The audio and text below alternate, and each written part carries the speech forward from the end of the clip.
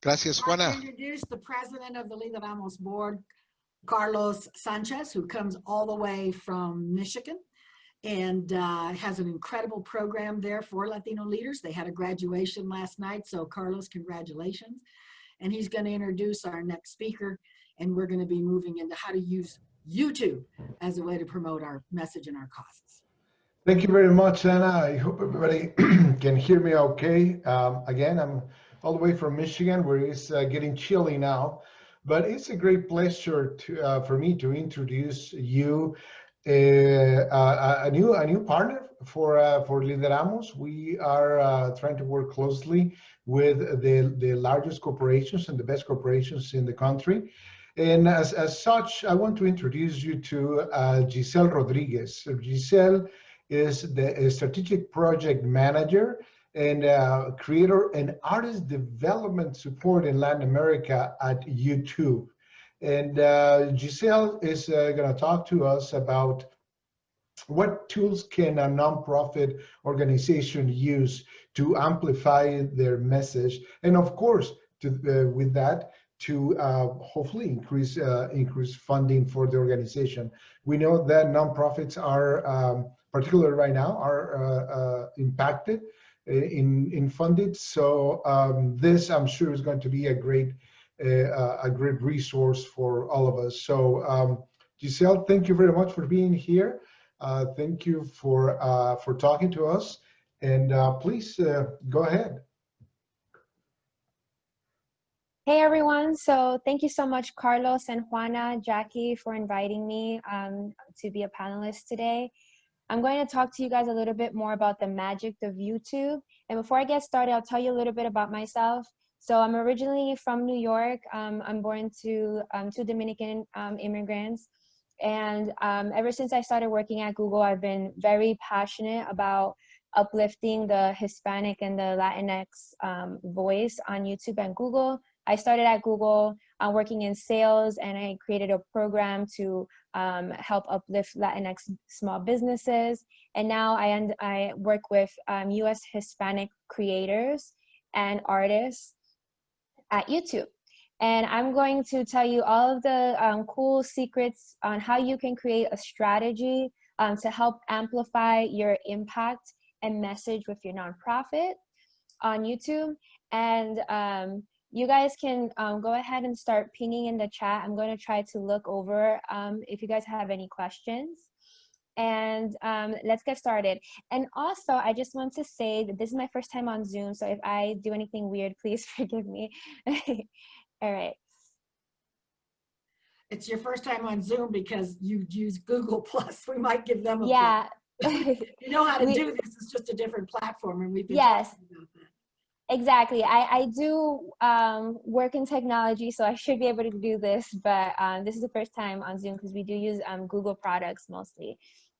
So let's get started. Okay, now I have to share my screen. Let's see if I can do this. The green thing on the bottom. There we go. I can't believe I'm telling a millennial. Yes. I love it. I love it. Juana, you've come so far. I've come so far. This is, okay, cool. So let's see. Can you, let me see. The green screen share. All right. I just have so many things open. Let me try to see if I can. Okay, share. There you go. There we go. Perfect. There we go. We're in here. And can everyone see my screen? Yes. It's loading. It's loading. All right, awesome. So this is going to be YouTube's social impact playbook. And as nonprofits, you guys are going to be, doing a lot of social impact work. And there's a lot of different ways that you can spread your message and get started. So before we get started, I just want to let you guys know, do not get scared if you've never posted a video before on YouTube. Don't feel too daunted. As long as you create a very strategic strategy, it doesn't have to be the best, it just has to be thoughtful. You will be able to grow your audience and magnify your audience and impact. And with that comes money and, more donations. So that's good too.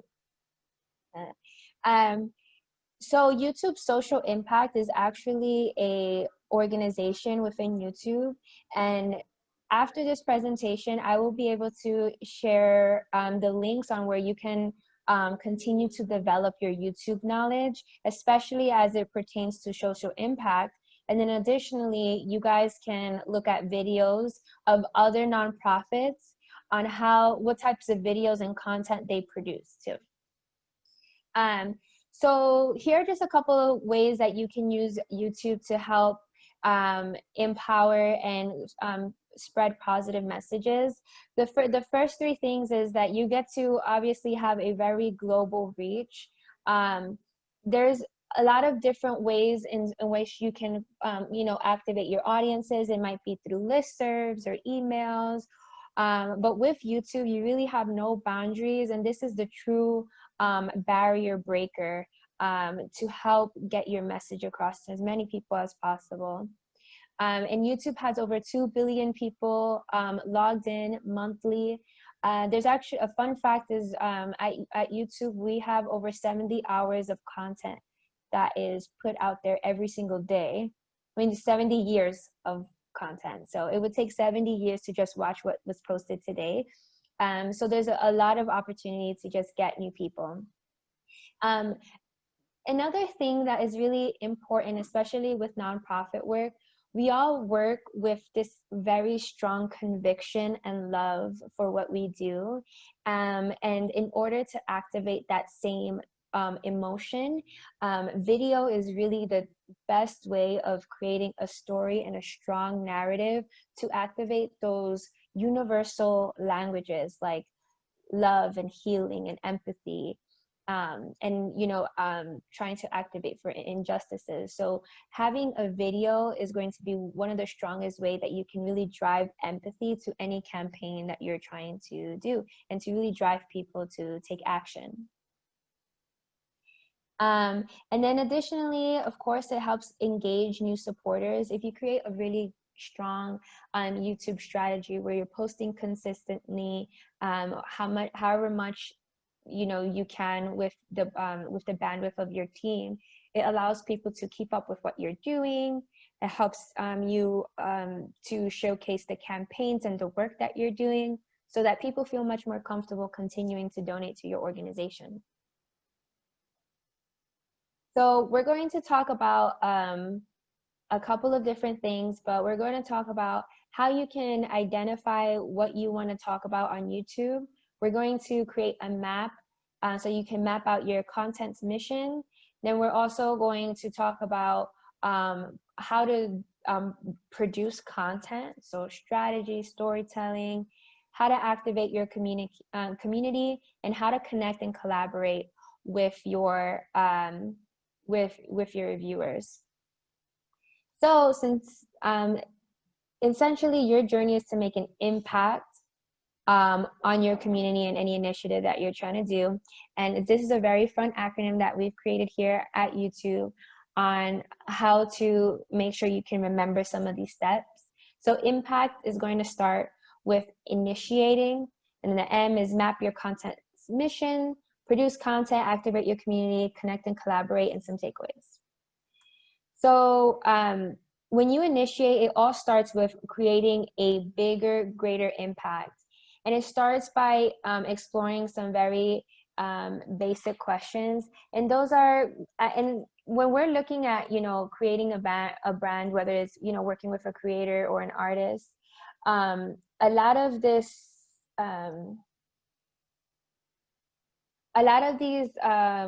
questions are all the same, but it's really, what are you, who are you trying to contact? Like, who is your actual audience?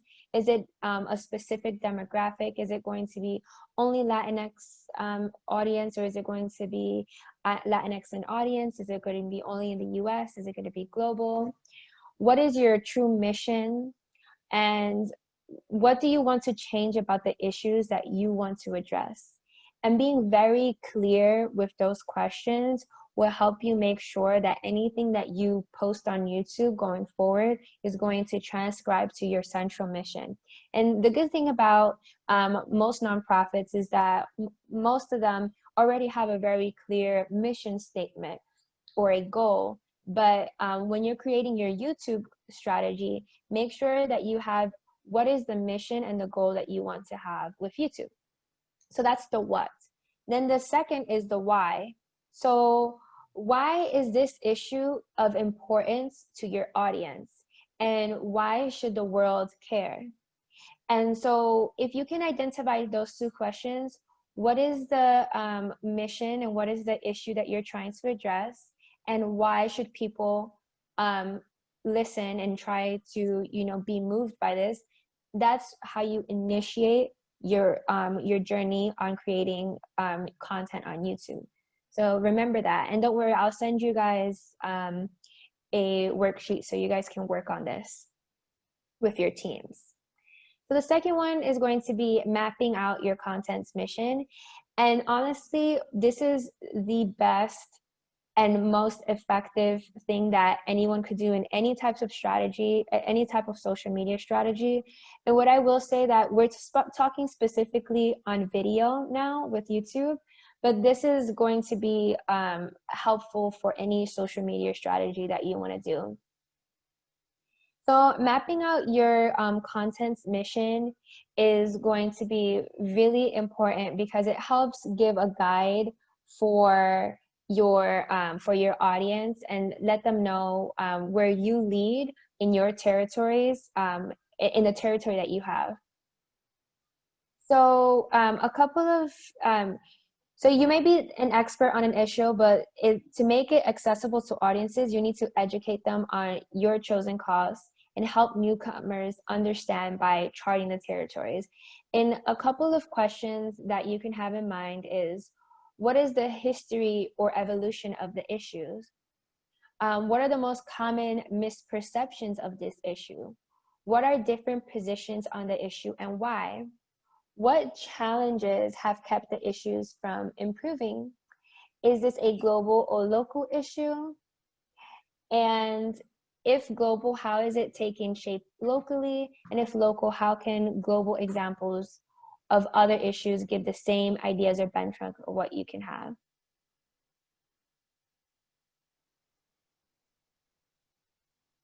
So another really important thing when you're mapping things out is to understand that, especially when it comes to talking about social issues, there really is no competition with any other organization. Every organization that exists is literally your friend. And in YouTube, we really appreciate collaboration, especially with videos. I'm sure if you have ever seen a YouTube video or even music, you see a lot of times that musicians have remixes and collaborations with other artists, the same way a creator might have a collaboration with another creator. The beautiful thing about video content and creating content in general is that you benefit from collaborating and from other organizations having a really strong hold on YouTube. So when you're beginning to create your YouTube strategy, make sure that you identify organizations that are already doing well on YouTube or have a good online presence, and try to set up a collaboration or a time to connect and talk. Because like I said, there really is no there's no competition, and it's going to help both of your organizations if you can team up to help solve the issue that you guys are both so passionately about. And additionally, try to identify and analyze relevant YouTube creators and other influencers who are active in social change. So I see nonprofits very similar to businesses, and I'm sure you've seen also on YouTube how businesses have been really heavily working with influencers and creators to help shape their messages. So have nonprofits. Nonprofits have been, hiring creators to do this, and you don't necessarily have to pay them all the time. Some creators do require payment, but it is their work, so it would be nice if you have payment. But additionally, oftentimes, if it's a issue that a creator is passionate about, they will oftentimes do things for free. But it's important that you approach them in, you know, in a way where you're showing the impact for the community, the overarching issue, and what you're trying to move forward with.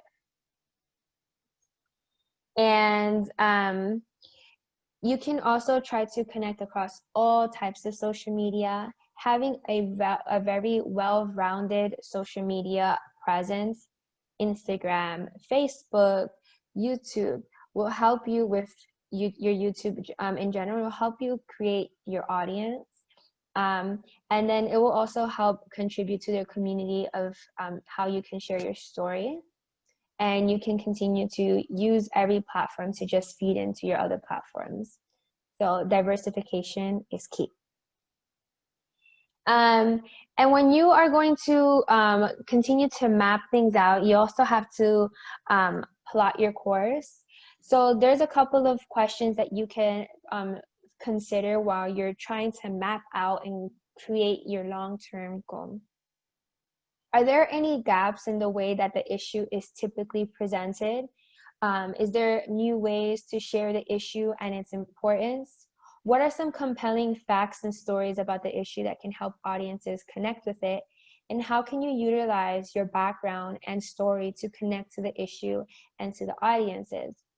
And I think that actually the previous presenter had a lot of great facts that I'm sure will help every nonprofit here to continue to move a lot of the issues that are impacting the Latinx and Hispanic community here in the United States. So those are ways that you can incorporate it into your storytelling to help drive a more profound message. Awesome. So now that you've built a good base, we're going to talk about how you actually produce content. So this can feel very daunting, especially since our work as nonprofits is to, you know, drive change. And now we have to turn into like video editors and videographers and content online people. But there's actually a couple of quick tricks that you guys can do and online free tools that you can use on Google to make sure that you are being very efficient with your time. So we'll break this down into 3 different stages, but I want to show you a little bit about a couple of resources that you can do to produce content. So actually, I know that, you know, I work at YouTube/Google, and it might seem that it took me forever to learn everything that I had to learn about YouTube. But everything that I learned about YouTube initially, I actually learned online for free on YouTube Creator Academy. So if you go to creatoracademy.youtube.com, literally all of the courses and all the certifications that I have are free and online. Of course, there's a couple of additional things that I have to do as a strategic partner manager, but the basis of my knowledge is something that's accessible to all of you. And it's actually very fun and interactive because YouTube is a video platform, so it's not boring, I promise. And then there's videos on how you can produce content, on how you can do videos, lighting, a lot of the things that the earlier presenter was talking about as well. With your Zoom score, you can learn on the Creator Academy. And now I want to talk to you about the 3 different types of content that you can create on YouTube. So it's very interesting because as a consumer of content, before I started working and with creators and helping them with content, I kind of just would watch videos and not know that there was a full-fledged strategy behind it, and how every video that you put out there is actually a very strategic stepping stone to your overarching mission and goal. So I'm going to talk to you about the 3 H's, the 3 types of videos that you can create on YouTube as part of your strategy and your portfolio. So when we're thinking about portfolio management for your videos, you want to make sure that you are consistent when you're posting. That's very important. You don't want to, I know it's hard, especially since you guys might be working on sometimes limited resources as nonprofits, or you guys are already very stretched with like the workload that you guys have. But if you plan ahead for the year, you will already know what you have to post. And then the next part is literally just posting. And I would say if you can post consistently, I think a good average post schedule is about once a week, but once a week if you can, or once every 2 weeks, but just try to do it on a consistent schedule. So don't post one time in January and then post another time in August, because you're not going to have that consistency where people are going to keep checking out your YouTube channel, right? If you try to do it on a consistent manner, however much your bandwidth allows you to, it will allow you to have a consistent stream of viewers. So the 3 types of content is hero, hub, and help. So hero content is kind of what you assume hero to be. You know, hero comes in and saves the day. It's a superpower type of video content. And this is a video that helps you get to big, broad audiences, right?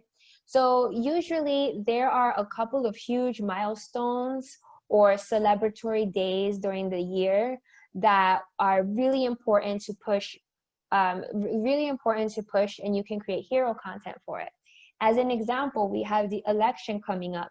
That only happens once every 4 years. So that's a very busy type of milestone or tentpole event.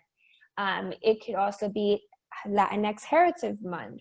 It can be different temples or events that you have during the year that help people when they're searching. There's an increase in search during these times. So if so you can create a video to capture the increase in search.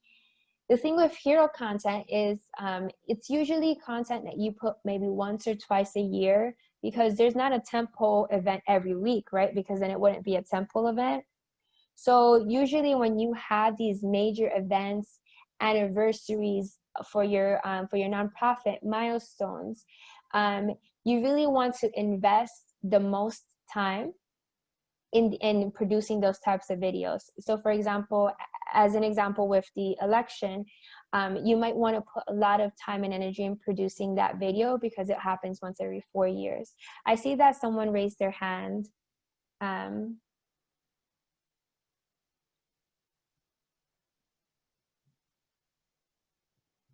I've asked if they had a question. I haven't heard back, so I'm collecting other questions in the Q&A if anyone has them, and I'll let you know. Okay, perfect. Yeah, thank you. Okay, cool. Awesome. So the next type, so we have the hero, now we have the hub. So the hub is basically what is your go-to content, something that you have, maybe your bi-weekly videos or your weekly videos. Let's say your weekly videos is talking about a certain topic that relates to your communities. You can do this on a regularly programmed schedule. It can be a series. So a series is basically just like any type of series that you've seen before, whether it's like SpongeBob or like a novela, for example. It's a video that's part of a larger story. So if you create series, that is a fantastic way of having people come back. An example here is this nonprofit is called Great Big Stories. Their hub content is a regularly posted short documentary, and it's not more than 5 minutes long. And they have about 6 stories celebrating Native American history and culture. So people like to tune in as a way to just kind of see this work and have people come back and grow their audiences. So when you're thinking about how to create your hub content, you can start thinking about what is your organization known for? What is repeatable? What are certain topics that you can talk about on a bi-weekly, weekly, or monthly basis? And if you're thinking about an overarching series idea, what is a series or an overarching theme that you can talk about? And one strategy suggestion that I have when you're thinking about creating your series is always announce it as, when you're first announcing a series, try not to at the beginning say, okay, every Tuesday I'm going to, we're going to talk about, a short documentary. Because one day you might see that series might not work for you. It's not creating that many views. A better way to create a series is to have a fixed time, or a fixed season, just like any novela or things like that. It's not just ongoing forever. It's, we're going to be doing this type of documentary or this type of Q&A every Tuesday for the month of April, or for the Latin Heritage Month. We're going to do one video a month. That way people know that it's going to end. And that way, if you choose to continue with the content, you can create emotion behind it and say, okay, because it went so well, we're not going to be extending it. Or if it didn't work so well, you don't have to explain to your audience why it didn't work. Oh, we're not going to do this anymore. You can just move on to your next series. So your help content is actually really important too, because the second biggest search engine after Google is YouTube. So I know that most of the times when we're thinking about YouTube, we think about it as entertainment, but most people come to YouTube because they want to learn how-tos. And actually the biggest, most search term on YouTube is how to tie a tie. So super basic search terms can help you get new viewers. So when you're creating your portfolio of potential things that you want to talk about, you can also include how-to videos. So how to fill out the census, how to vote, can I vote if I am this? Those different titles and those different types of videos really help grow your audience and help grow you on YouTube search. And you could even go a step further and merge your hub and your help content together and create a how-to series on, like, how to make we're going to do a 4-part series on how you can participate in this year's election, or something similar to that. And every video has something to do, whether it's the election, whether it's how to look at facts. And I'm just doing this as an example because it's relevant as to what's coming up. So when you're thinking about creating your help content, you can also think about what do you think your audience would be looking for?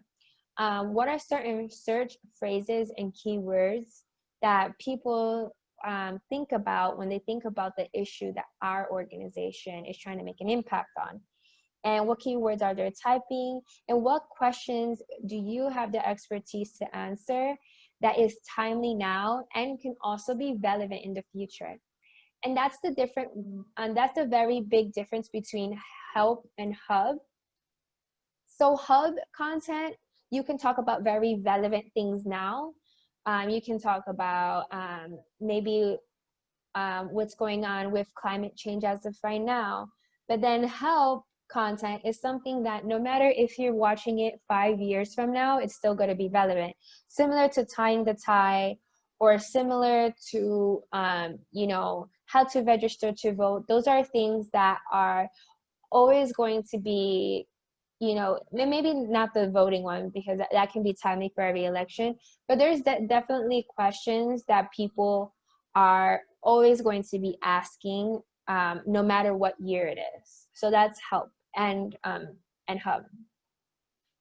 And So it's really important to try to package your video in the most optimal way. So when we're thinking about how to create a really catchy title, we want to make sure that we're creating content that people are actually looking for and they find entertaining to watch.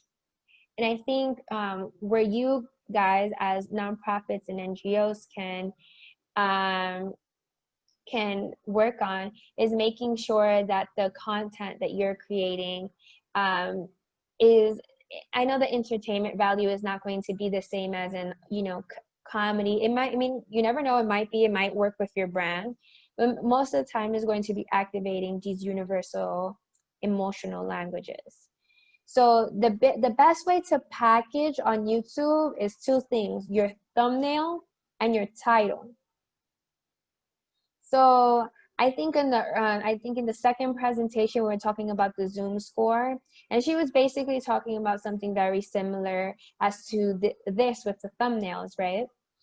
And basically making sure that you have good content and that people are attracted to your thumbnail. So I'm going to ask a question, and if you guys can write in the comments, which thumbnail do you think is going to have a higher clicks? Like like A or B? Which one would you think that people are going to do? And I'm sure there's a way to poll but you know, this Zoom is a little too advanced for me, but let me check in the It's overwhelmingly B. Yes, awesome, exactly. So B is the correct answer, and some of the reasons why, it's because first of all, A is dark, is not very focused. The background is not too I'm sorry, sometimes most of my work is in Spanish, so I don't know how to say this word in English, but it's like, Dígalo it's en not, español. okay, it's not very llamativo, you know, it just looks dull.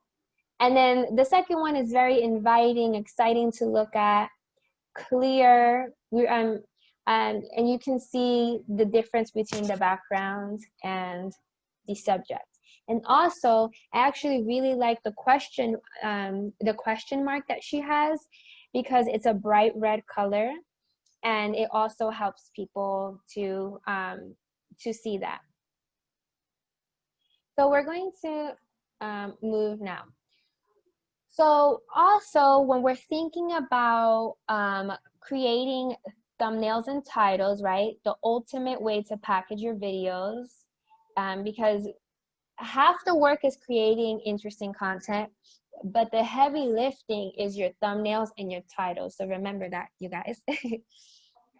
So to make things searchable, you have to do search-friendly keywords that capitalizes on keywords. And another way of doing it is intriguing. So one that is focused less on keywords and one that is focused more on curiosity. So if you were to think which video between the two is the searchable video and which video is the intriguing video. So searchable is going to be something that has very clear keywords, very clear topics, and intriguing is something that's going to pique your curiosity and it's going to be like, I wonder what they're talking about. Okay, that's another question. Let's see. What about for searchable? Which video do you think the one that the higher searchability is going to be?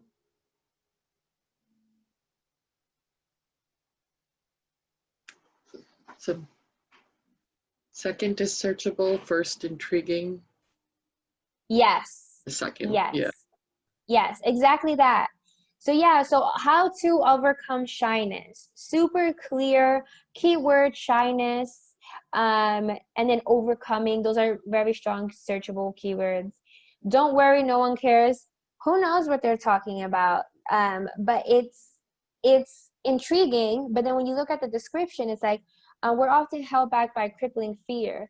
So these are both two different ways that you can talk about the same thing. At the end of the day, they're talking about overcoming shyness. and they're approaching the thumbnail and the title in different ways. And when you're looking to try to figure out what your style is going to be of looking at thumbnails and titles, don't get so caught up and say like, oh my gosh, you know, this thumbnail or title didn't work too well. The good thing is that you can always change your thumbnail and title after a week or two if you realize that that video didn't perform that well with the thumbnail and the title. And then additionally, you can try and test out different types of strategies. So maybe you want to try the intriguing strategy first. And if that doesn't work, why don't you try the searchable thumbnail strategies? And then after a while, you'll let the data speak for itself, and you'll say, okay, within the last 2 months, we did searchable and intriguing thumbnail and titles. It seems that the searchable thumbnails and titles are performing best for our content, so that's how we're going to continue. But don't feel that one is better than the other. They're just different, and your audience literally can react different from every other nonprofit. You can have the same nonprofit with the same mission, but for whatever reason, the thumbnail and titles is always going to work differently for your organization, and that's what you should be focused on. Just trying to figure out what your audience is looking for. So let's go to the second one. Another one is to make sure that you're having good storytelling vehicles, and that what you're talking about is important and compelling and meaningful. So make sure that you're being accurate.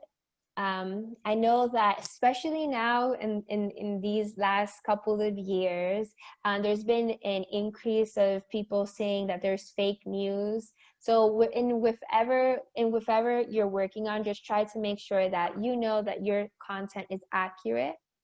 And then also make sure that you're telling a story in an emotionally resonant way. So the biggest power that you can activate on YouTube is activating someone's emotions, because that is the one language that everybody understands. And I'm sure, especially working with Latinx organizations, maybe you guys have a predominantly Latinx audience. We see within our communities that we digest content in a bilingual way.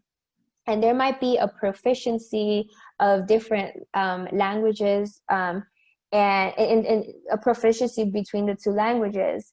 But what you can do is you can, no matter what the language is, if you create a good emotional story, it doesn't matter if someone doesn't understand it. People can tell through the images what they are supposed to be feeling. And the mind is so powerful that way. I think we know that, I'm probably making this up, but I know that an overwhelming percentage of communication happens with body language as opposed to words. So those are certain things that we want to try to incorporate in our storytelling. Just this beautiful universal language of love, of empathy. Think about how your video can help you reach your overarching objective. You know, when we're thinking about this overarching impact, right, with the acronym, make sure that when we're thinking about the initiating, when we're thinking about the initiating, that we're thinking about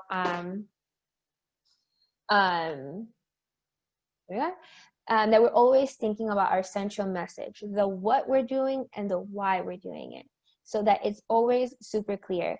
And actually, something that I talked with my creators and my artists is to literally, when you're about to create content, whether it's music or a song, have your what and your why somewhere very visible to you, whether it's next to your computer, in your notepad, even as you open your phone, so that every time you're going to create content, you will never forget the exact mission statement. Because part of having these storytelling moments is having a coherent message that people remember over and over and over again. And at the end of the day, since you guys are action-oriented organizations, at the end of the day, you want your viewers to do something about the issues you so passionately care about. So make sure that when you're having a video, you're trying to incorporate a call to action at the end. So a call to action is a term that we use in video, at YouTube specifically, to make the viewer do something. So that a call to action can be, make sure to like and subscribe. Another call to action can be, please make sure to visit our website to donate because X, Y, and Z. Make sure to come to the symposium today. Those are different calls to actions that you can do. So think about that. And these are the 4 steps to making a type of video that you can think about. So when you're thinking about the different formats that you can do, especially in nonprofit, almost any format is going to be relevant. It just depends on what your mission statement is, why you're doing it, and what is something unique that your organization does, and what's your style at the end of the day. So here are some that are super effective. You can talk about experimenting. You can talk about impact and action, sharing our stories, a wonderful world. These are different examples. So one compelling format is experts in empathy. So I'm not sure if any of you guys seen this video, but this video is really good. It's through this organization called Jubilee, and the overarching message that they were trying to get across is to, not judge a book by its cover. So they had 6 people stand, and people were supposed to guess who was working a minimum wage job and who was a millionaire amongst the group. And it just really helped challenge people's assumptions, challenge how they were making their assumptions. And it had, an ability to connect in an emotional way with the users, to make sure that we are more empathetic towards other people and that we're checking our own unconscious biases. And then at the end, they also had a call to action at the end. So this was a very fun way to get across a message that was very entertaining to watch. And then if you've ever seen a moving documentary style video, this is one of them. So this is a nonprofit animal rescue group, and it creates videos showcasing the life-changing work that they do every day with the dogs that they rescue. So this is another really fun way of incorporating things that you do. So whether it's, your organization works on a pathway to citizenship, you can maybe capture stories that, capture things like that. Or if you're, doing capture stories of how you can connect with people during the elections, or capturing stories of the members that you serve in your organization, the causes and how you guys do. I'm sure you guys have been doing so much work in this area that this is usually a really good way of just showcasing the work that you do in maybe like a cinematic documentary style, showcasing real world impacts that your organization has. And the common one with this one is, the dog. And then additionally, this is another one. It's called Buzzfeed's As Is, and it's it's moving videos on mental health, often making stunning use of unexpected but very deeply poignant imageries. And it's very visual, and it draws inspiration from true stories from viewers. So by highlighting the stories, we might normally not share, for example, some of our worst mistakes or our fears. This content has a really strong way of connecting and encouraging to not judge others so harshly. So you can share, so the difference between this one and the impact and action is the impact and action is how your organization was able to create an impact in the members that you serve. And the sharing the stories is just showcasing vulnerability so that people can connect with you in a very intimate way, so that they realize that their struggles are not alone. And this wondrous world, this is also the great big story. it helps people feel like they're traveling to different places and new horizons. And it's often packed with irresistible titles that promise a fascinating world that we may be unfamiliar with. So this is a very extreme example of the Wondrous World format. But if you showcase things that are just different for different viewers, I know that I think Buzzfeed or Pero, like, they were actually talking about like the Afro-Latinx experience, and maybe a lot of people who are not familiar with that, they can see that and they can open their eyes to a whole new different world. Like, they can talk about, you know, what it's like to be Latinx in Michigan, and like, for example, with Carlos thing, Carlos example, those are different ways that of different types of stories that are new, and then your viewers can kind of explore a new different type of world that they might not be accustomed to. It kind of feels adventurous and like a journey by sharing those types of videos. Awesome. So now that we've talked about, so right now we've talked about, you know, thinking about your mission statement, your what and your why, thinking about mapping out your long-term content, right? So what is going to be your hero content? So your hero content is the video that of a big tentpole event that happens once or twice a year, once or twice a decade, like once a decade, like the census, or maybe Valentine's Day, Thanksgiving, once huge tentpole events. Maybe if there's a very big event that happens in your particular industry that it happens once a year. So maybe Hispanic Heritage Month is a good example of that. It's once a year, it's a big deal, and you can make video content around that. Your hub content is your program, your regularly programmed schedule that you can do with series. You can have different parts to it and make sure that it helps people come back. And then your hub content helps you find new audiences by doing how-to videos. And then we talked a lot about the strategies with thumbnails and titles, different types of ways that you can incorporate storytelling into your videos so that you can make your message strong, empathetic, and using those universal languages.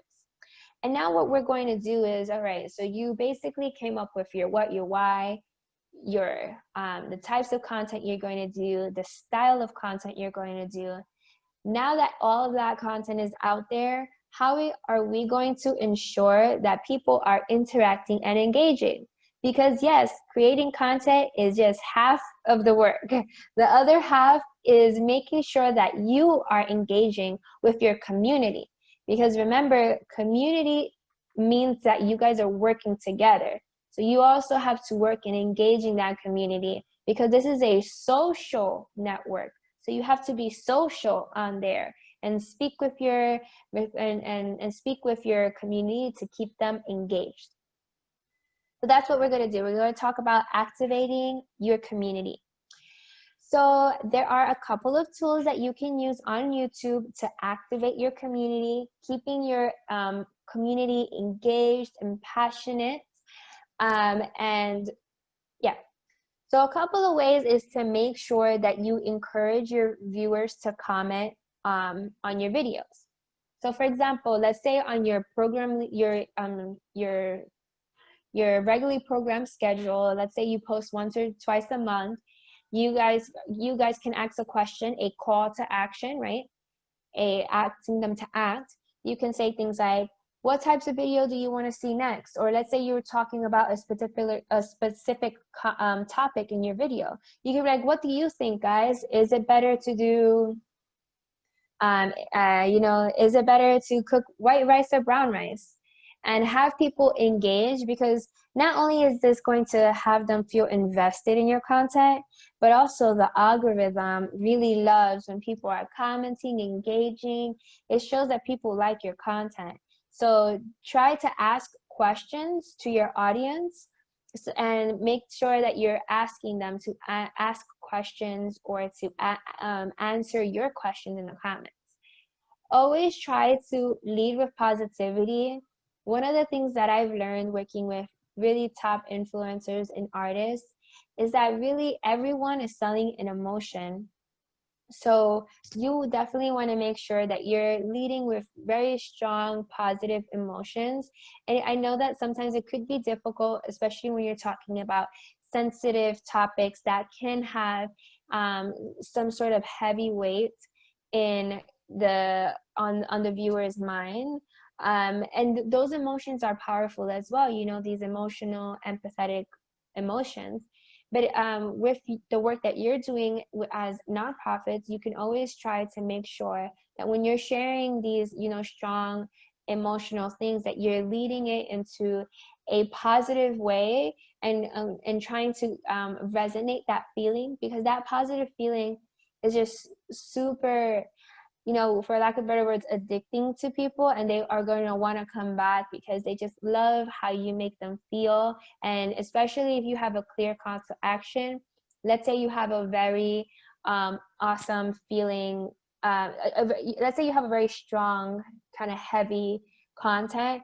If you you know, tell them like how they can help, that's a very positive feeling for them, because they feel like they can action on something that they feel so strongly and passionately about.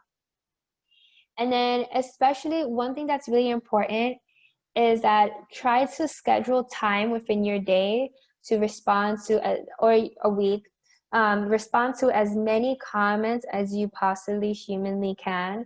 Because as I said, the more interactions you have on your video, the better it's going to be for the algorithm. But also people love it when you comment on them. They feel so special, you know, and you want to make your community feel special. And always remember, this is a social network. So you do have to do the social part of it, the heavy lifting part. Okay, there's a community tab to help interact with your community. And basically, if you go on YouTube and you go to the community tab, it looks very similar to a Facebook feed or Instagram feed. You can post pictures, you can post quotes, polls. This is really awesome ways that people can interact. And if you have a poll, that's actually really great, because people love polls, people love sharing their opinions. And if you're considering also making a online strategy, try to incorporate people's opinions in there. That's the best way to get people engaged. If you just ask them, what do you think about X?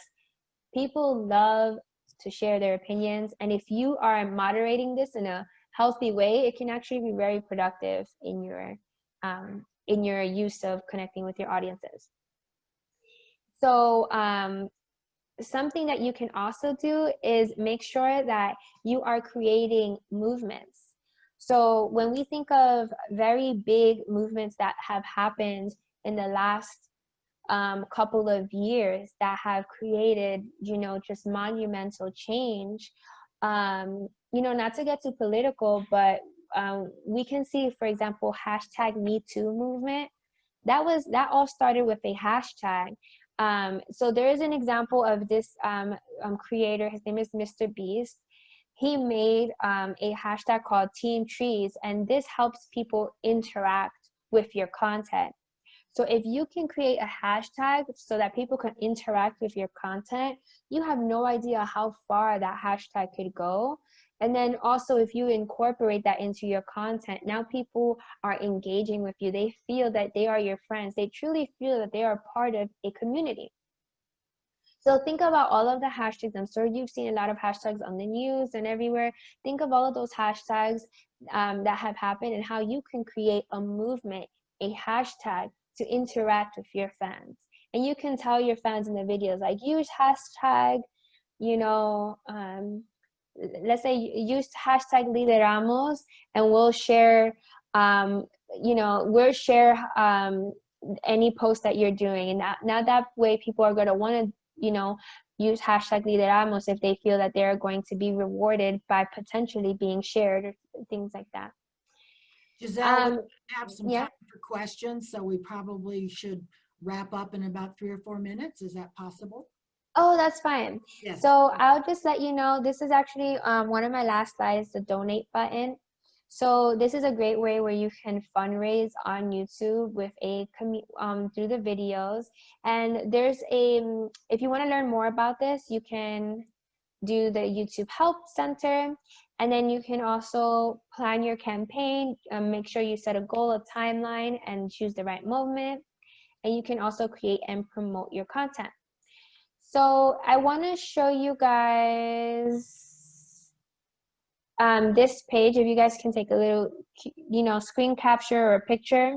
This is where you can get more information about the social impact. Everything that I spoke about today is going to be on socialimpact.youtube.com. And you guys can look through all of the different tools that we have here. Okay, awesome. Otro aplauso. That was beautiful, Gisselle. I'm so proud of you, and it's so great to have a young Latinx Dominicana at YouTube and representing us so well. So thank you so much. I think we probably have, and by the way, for me, this is perfect because I want to do this. And Lideramos wants to do it, so it's really great. I think we have time for a couple questions, and I have a really nice closeout for everybody, so stay tuned. We're almost there. Jackie? All right, perfect. Okay,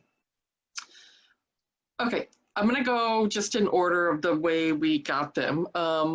So one of the first question, well, the first question, do the use of hashtags on YouTube impact the reach, similar to the functionality of Instagram? That's a really great question, and it's a good way to interact with the content, but actually YouTube uses over 8 trillion bits of information a day to analyze how people are interacting with your comments. So you could choose to do hashtags, but there's a lot more bits of information that YouTube uses. Really good ways that YouTube algorithm measures who they're going to show your content to is going to be, who interacts with your content, how many times people share, how many times people like. So having those call to actions in your videos are going to be really important to push towards the community you want to have. That's great, thank you. So we have a few questions on the same topic. What are the parameters used by YouTube as far as content delivered on YouTube? It appears in recent times, YouTube is becoming politicized based on the gatekeepers who either remove content they disagree with and deem some content acceptable. Why is this allowed to happen and continue? And then another person said, have you faced any backlash or difficulty from YouTube's inconsistent censorship? I think that's a really great question, because we definitely don't want people to feel like their content is being censored. There are community guidelines within YouTube that every single person is held to. So it's not just a couple of people. I have a portfolio of, I think my biggest creator is 35 million subscribers, and he has he has to follow all the same guidelines. Like, no one is exempt to the community guidelines. And this is just to make sure that people are creating a safe environment, because a safe environment on the internet. But I know that sometimes people might get confused sometimes with the censorship in terms of like the monetization. What I will say is that YouTube doesn't censor as long as it's not affecting the community guidelines. What I will say is that there's sometimes certain content that advertisers they have the right to choose whether or not they want to pay to have their advertisements on. And YouTube has nothing to do with what an advertiser chooses to spend their money on. But in terms of the community guidelines, everyone is open. Everyone has the same rules that they have to follow. But great question, and I hope that you one more question, and then we're going to close it out and get ready for tomorrow. Awesome. Okay, great. Oh gosh, I have 2. So I'll try to be quick. Okay, I'll read both and then I'll let you decide. Are thumbnails with drawings better than thumbnails with actual people? And then the other one, how do you use YouTube analytics and is it useful? So I'll answer you the YouTube analytics question because I'll answer your thumbnail question. So you can go to creatoracademy.youtube.com, or you can go to the YouTube Help Center, and you can put that on Google. Like you can say YouTube Help Center, YouTube Analytics. And there's also we have an official YouTube channel called YouTube Creators, or YouTube Creators.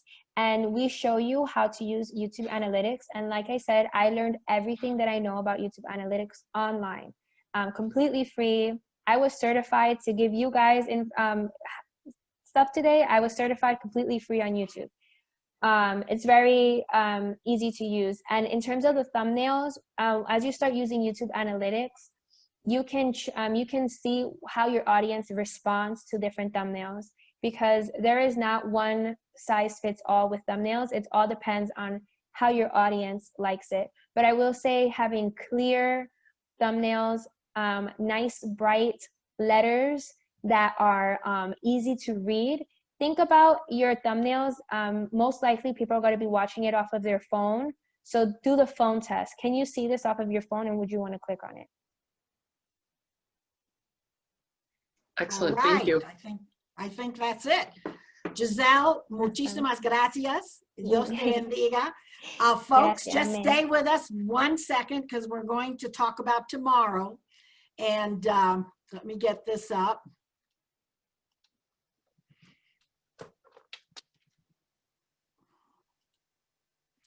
All righty. Can people see that?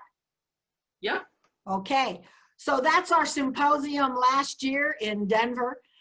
Just to let you know, everyone who attends Lideramos Symposium gets the Lideramos scarf, which I'm wearing today, to show that we are part of this leadership tribe that's moving forward. All of you that were here today are welcome to join us next year. I'm not going to do this slide because of our time. So let's see if I can go to the next one. Next, okay. Oh no, we'll do this tomorrow. This is these are all the reasons why Latinos will be the leader of the new century.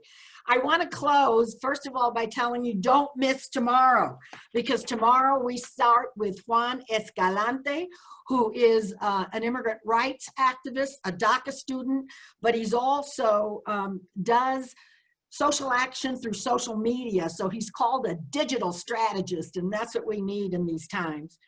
Then we're going to do the power of ancestry with Dr. Patricia Gonzalez, who's a renowned expert in connecting us to our indigenous past. And she would like you to bring a candle tomorrow so that you can light that in honor of those that came before us.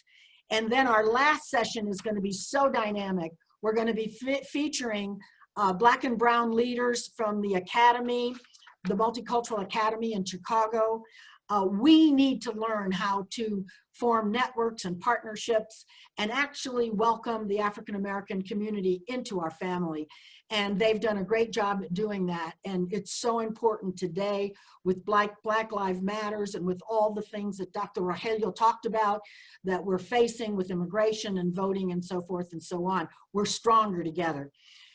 So please join us tomorrow, and we're going to end with a song that most of you know. It's a very traditional song. And what I want to say about it is that when you went up, I had it up and the darn computer stopped. Just 1 second, folks. Oh, no. All right, just 1 second, folks. We're going to keep this party going. Let me find it. Here it is. It's so interesting to me how if I have to do 3 things on technology, I can't do it. So just 1 second, because our thing that we started didn't work. So I say that as a child, I remember mis padres singing this beautiful, beautiful lullaby, which all of us know. It's called Canta No Llores. And what's amazing, that in these times, hard times, we know that singing will change our attitude and get us through. How amazing that our community, through all that we've been through, are still singing and dancing.